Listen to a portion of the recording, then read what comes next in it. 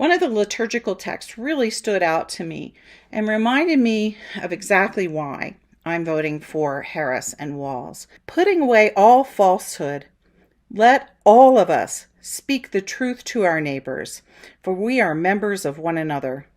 Be angry, but do not sin. Do not let the sun go down on your anger, and do not make room for the devil. Let no evil talk come out of your mouths, but only what is useful for building up, as there is need, so that your words might give grace to those who hear. Put away from you all bitterness and wrath and anger and wrangling and slander, together with all malice, and be kind to one another, tender-hearted, forgiving one another, as God in Christ has forgiven you. Several months later, I was literally having PTSD attack from 2016. Yeah. And I was reliving 2016 in my living room just 2 days ago.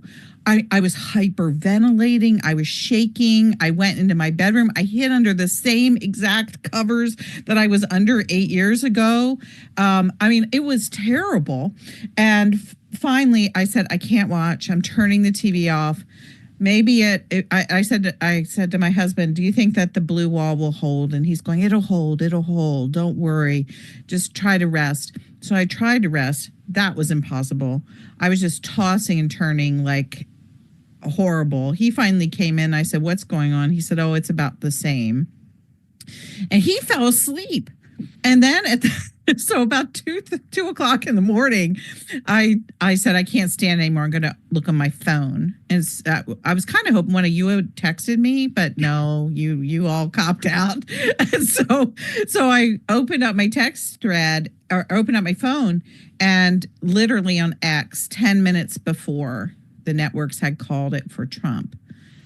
And I started screaming, and I was shaking my husband in bed. And I was hysterically crying. I will use actually the word hysterical to mean exactly what it means. I was a woman who was in a complete emotional meltdown.